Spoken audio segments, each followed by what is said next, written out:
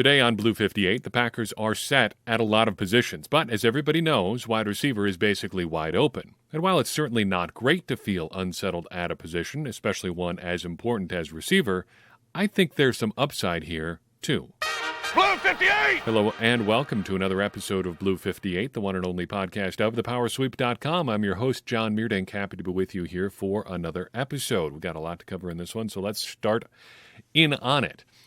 We talked about receivers a lot lately, and I had one more thought related to this position group. Last time around, we wondered if it was a good idea or not for the Packers to essentially build their receiver position for 2022 without having one lead dog, essentially. One guy who's going to be their primary undisputed target. And things may still work out for the Packers to have a guy sort of in that mold. Maybe Lazard comes on really strong and he's just your undisputed sort of number one wide receiver for the 2022 season. Or he may end up just being sort of that de facto guy. But I think most people would agree that probably the Packers are going to have some version of basically a committee of wide receivers this year. They've got a lot of options, if nothing else. And I think any receiver on the Packers right now who would think of themselves as in sort of terms like I'm clearly the guy here is probably making a mistake. However, I think in this grand experiment that the Packers are doing, there is a chance that there is some upside here to doing it that way. Just with the way a few things have worked out and with the decisions the Packers have made, they've constructed a position group where basically everyone in the group has something to prove and has an opportunity to prove it. Let's go guy by guy here. Lazard has some serious things to prove. First, can he be a number one wide receiver for somebody? And if he can prove that he can be a number one wide receiver for somebody, the Packers or someone else, what does he stand to gain? I'll tell you, a lot of money. Because Lazard is going to be a free agent after this year, unless the Packers and Lazard do some sort of short-term extension here in the short term, not necessarily a short-term extension, but give him a contract extension. He's going to make a lot of money if he can have a great 2022 season. He's got every reason in the world to want to have a big year in 2022. The same kind of goes for Sammy Watkins. He himself admitted in a very refreshing burst of honesty from a professional athlete that he thought his career was done and that, basically it hadn't gone the way that he thought it was going to so far. But this year, coming to the Green Bay Packers, he's got an opportunity to, one, kind of restart his career, show people, no, I'm not done here. I've still got valuable football to be played yet. And two, he's got a chance, given that he signed a one-year deal with the Packers, to hit the free agent market again next spring. And if he has a big season, well, you kind of see where we're going from here. It's kind of the Lazard sort of prognosis. Randall Cobb isn't really looking at a big contract extension probably at this point in his career, or even another big contract, but he could just be looking at another contract period if he can show that he can still do it. This is probably it for him in Green Bay, depending on how things shake out.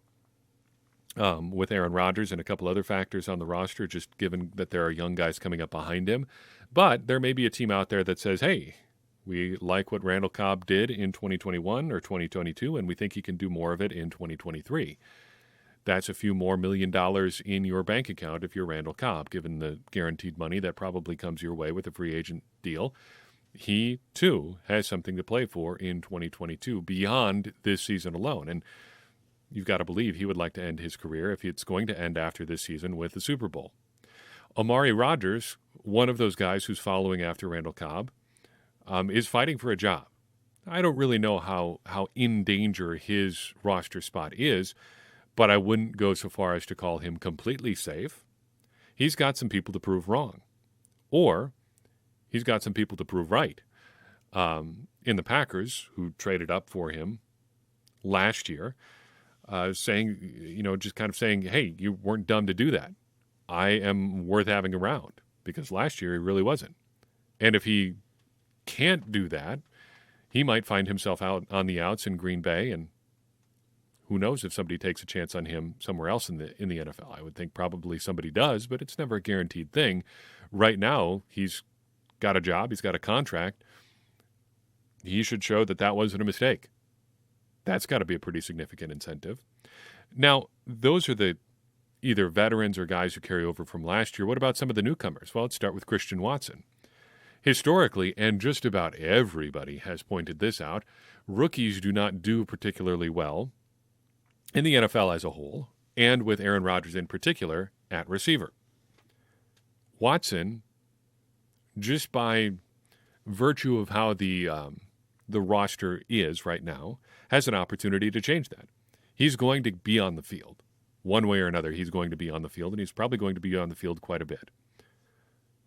Sure, Sammy Watkins and Randall Cobb are nominally ahead of him on the depth chart right now, but I would say history shows that one or both of those guys is more likely than not going to make it through the entire 2022 season unscathed. So Watson is probably going to get some playing time here. That's a pretty big opportunity as a rookie, and if he can show early on that he's worth having on the field, that Aaron Rodgers can trust him, he's got an opportunity for a real big role as a rookie. The same is kind of true for Romeo Doubs, who could very easily, if Christian Watson can't, fill the role of Marquez Valdes-Scantling. Now, I think there's more to his game than just being fast, but the Packers do need and want speed at wide receiver. So if you're going to be a one-trick pony, that's one pretty good trick to have. And there may be a role available for a guy who's just a speedster going deep on third downs. MVS made himself quite a bit of money doing that. Maybe Doubs can do the same thing. Now, towards the bottom end of the depth chart, you've got guys like Samori Toure, Juwan Winfrey, Malik Taylor. Though we'll see some glowing reports about some of those guys, and they may be very well true, in training camp and leading up to training camp about the work they're putting in, the opportunity they have, so on and so forth, to do things at wide receiver. All of that may be true. But special teams are really where these guys are going to make their mark on the 2022 Packers. And there are special teams reps available. The Packers need, in particular, punt coverage guys. And Toure and Winfrey and Taylor, I would have to think, are all going to get opportunities to do that. Taylor and Toure are really the guys to watch there, but if Winfrey wants a roster spot, he's got to show that he can do that too. The point is, everybody's got something to prove here. Everybody's got something to play for. And I think that benefits the Packers. Yes, you would prefer to have things be a little bit more settled, up and down the depth chart. But if you can't have that, this seems like close to the next best thing. Let's finish off our 2022-2021 season recap and then dive into the first chapter of The Games That Changed the Game, our book club selection for this year. Week 17, the Packers hosted the Minnesota Vikings at home and came out with a win 37-10. This was very much a big brother game after the Packers had a few disappointing outings in a row. Kind of going, okay, enough of this. The Packers basically just took the Vikings to the woodshed and benefited from some things going on in Minnesota. No Kirk Cousins. Dalvin Cook just came back from COVID, kind of swapping spots with Cousins, who found himself on the outs with the virus. And the Vikings were basically just cashing checks at that point. They knew that they weren't going anywhere. Mike Zimmer knew that he was on the way out. This is it for us. Let's just get to the end of the year. And the Packers happily obliged. As we talked about a little bit last week, it's kind of weird for the 2021 Packers that they can be this team that puts up 37 points but still not feel dominant. There's a little bit of that in this game, but we're kind of picking nits too. Aaron Rodgers needed 38 attempts to put up 288 yards, but both Aaron Jones and A.J. Dillon were good. You hate to say games were decided before things even started, but this one feels like one of those. The Vikings were really reeling, and getting hammered by COVID late in the year basically ended this one. I mean, they were rolling Sean Mannion and Kellen Mond out there at quarterback. It was probably just not going to happen for them. Packers secure the number 1 seed with a win. The Packers get to end the Mike Zimmer era with a win, and they get to move on to Week 18 with nothing to play for. Basically the ideal. In Week 18, the Packers traveled to Detroit to take on the Lions, who are wearing the world's most boring throwbacks. At least figure out something interesting to wear. I know it's tradition. I know they've been wearing those throwbacks for a long time, but man, got to find something else to do in that department. Maybe wear like the early Calvin Johnson era black trimmed ones. Those are almost old enough to be throwbacks at this point. Just a thought. 37-30 loss, so what? This game didn't matter. The Packers didn't need to do anything in this game other than set a couple of records. And the Packers did do that, getting Davante Adams a couple catches and enough yards to set some records there. Jordan Love got to play a whole half, and he really helped decide the game for whatever that's worth. Love, though he did throw a touchdown, also threw interceptions on 2 consecutive drives to end this game. Packers got the ball down 4. Jordan Love throws an interception. Packers got the ball again, down 7, after the Lions went down after Love's first pick and kicked a field goal. And Jordan Love throws another interception. Now, looking back on that game, you can quibble over whether or not those interceptions were his fault. I'd say at least one of them wasn't super his fault. Your interpretation may vary. But I think we can also say, or at least point out, that there now have been 3 opportunities where Jordan Love has had the chance to give the Packers the lead or tie the game and ended those drives with interceptions. Now, this is not the most fair environment in which to evaluate him, and maybe someday we will get a chance to evaluate him in perfect conditions. But in those imperfect situations, Love has not been great so far, and this is just another one of those imperfect situations where Jordan Love was anything but perfect. In terms of long-term impact, there's really one big thing that came out of this game. Marquez Valdes-Scantling hurt his back in a game where he didn't need to be playing. That will come back here in a couple weeks. Small details we may have forgotten. Tim Boyle made an appearance against the Packers in this one. David Bakhtiari did make it back onto the field for 27 snaps. And Josh Myers also returned to the lineup. Now, the divisional round game. First-seeded Packers hosting the San Francisco 49ers in the divisional round of the 2021 NFL playoffs. The wounds are, 6 months old now? Still stings a little bit. Packers, of course, lost 13-10. But how did it go down? Things started so well. Packers go down and get points on their first drive, and then it slowly, and then very quickly, all fell apart. What do you want to point to in this one? We don't really have to go blow by blow in this game. I think we all know pretty well what happened. But do you want to point to Aaron Rodgers not playing super great? Do you want to point to their offensive line being a shell of itself? Do you want to point to Matt LaFleur refusing to try to get deep at all, really, throughout this game? Do you want to point to the absolute just dumpster fire that was special teams? I mean, take your pick. I think really your opinion on this game is going to be most reflected when you talk about when the game was decided. You can talk about that throw that Aaron Rodgers made on 3rd and 8 on the Packers' last drive. You can talk about the blocked field goal. You can talk about the blocked punt. For me, I pick Marcedes Lewis fumble on the Packers' second drive. Packers go down and score on their first drive. 7-0 Packers. Great start. First 49ers drive is a mess. They have a 1-yard run. They have a false start. They have a 2-yard run. On 3rd and 12, here comes Zadarius Smith barreling up the middle, sacking Jimmy Garoppolo. Pretty good so far. Packers take over on their own 25-yard line. 7-yard pass to Davante Adams. Aaron Jones rips off a 14-yard run.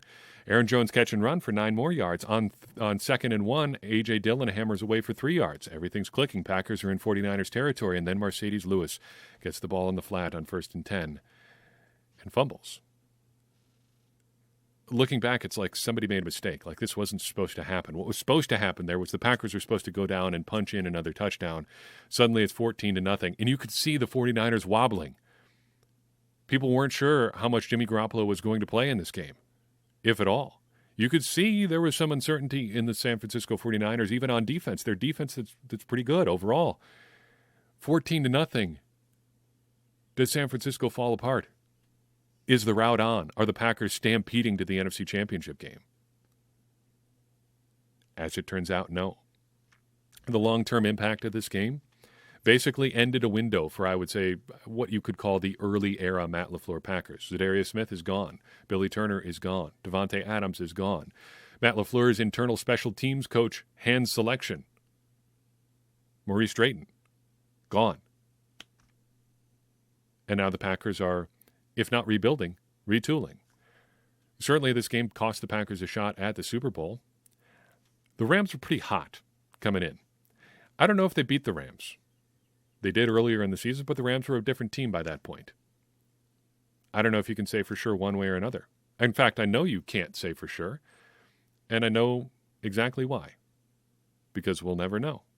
Because the Packers lost a game that they should have won. Losing in the most 2021 fashion, getting in their own way, again and again and again. In terms of details, you may have forgotten about this game. Well, consider the fact that the Packers really only had 2 receiving options worth throwing to available in this game. MBS is hurt. Randall Cobb was in his first game back from a core muscle injury. Didn't get on the field at all until like the 4th or 5th drive. Only played 30 snaps overall. It's kind of like we've been saying for years. The Packers needed wide receiver depth, and they just didn't have any. You know who'd have been really nice to have? Odell Beckham Jr. But the Rams could offer a bit more money, and he decided to take it. And now he's got a Super Bowl ring. Billy Turner and Dennis Kelly, your starting tackles. We've belabored that point again and again, but it's worth pointing out again. Whitney Merciless also back in the field for this one. Packers got everybody back. Za'Darius Smith, Randall Cobb, Whitney Merciless. And what did it count for? Nothing.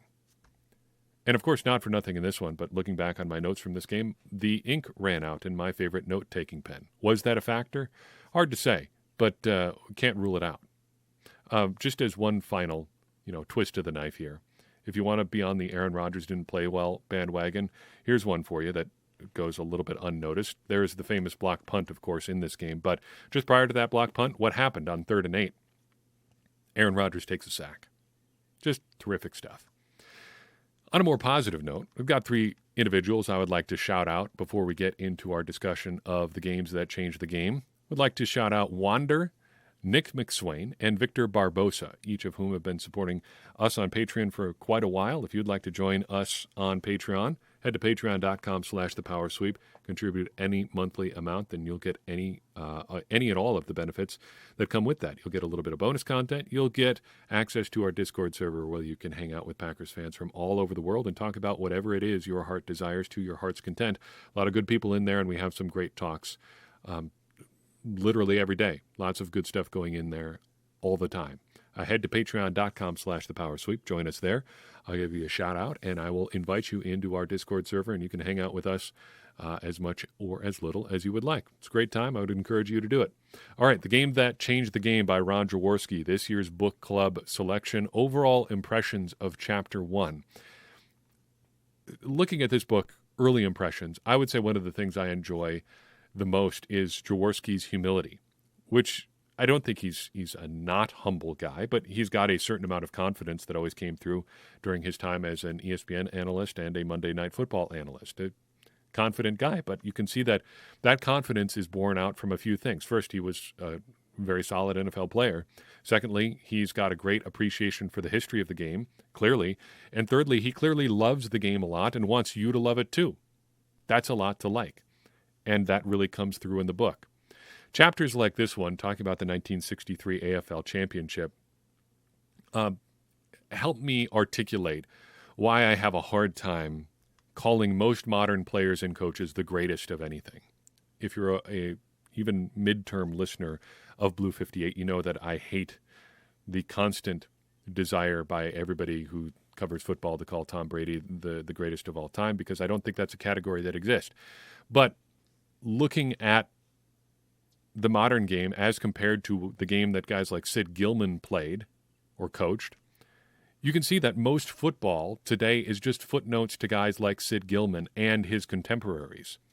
One of the things that I enjoy about Bill Belichick is he seems to understand this a lot.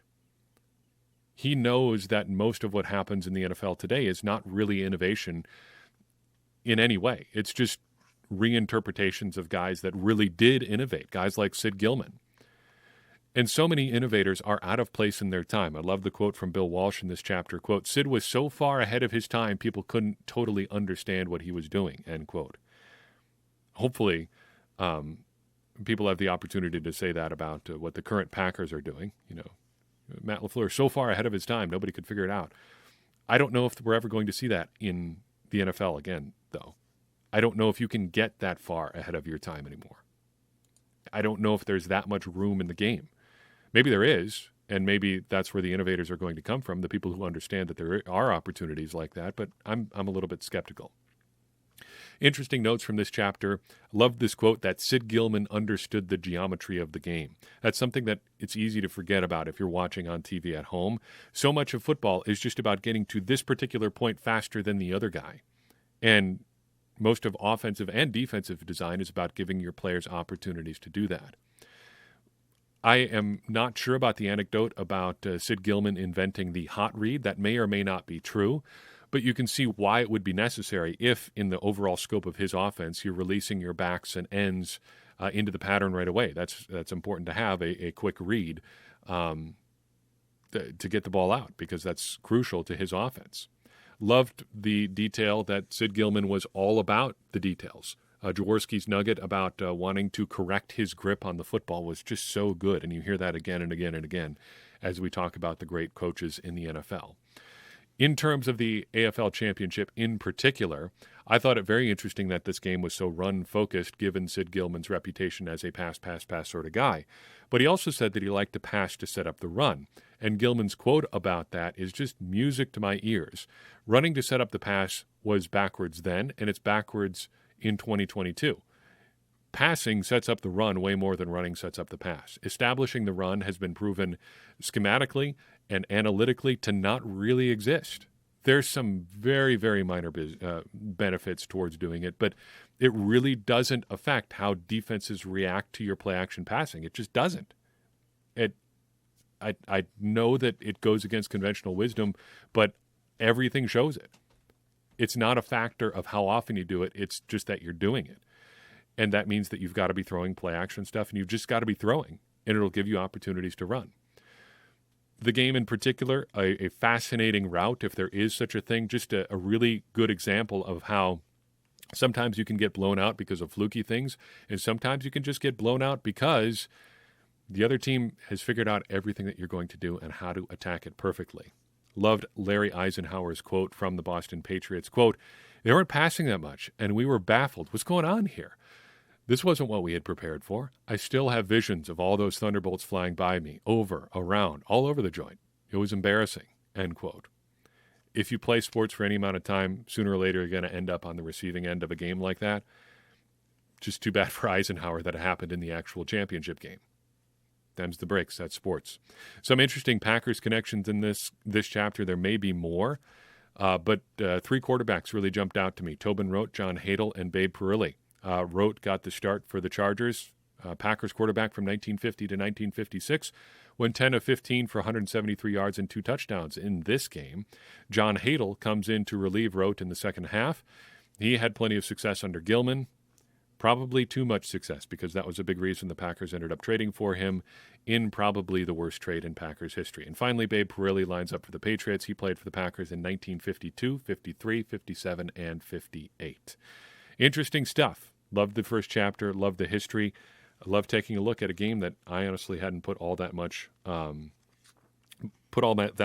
into, but the in-depth look was very much appreciated. So I've got for you in this episode. I do appreciate you listening in. If you enjoyed it, I would appreciate it even more if you would share it with someone you think would enjoy it too.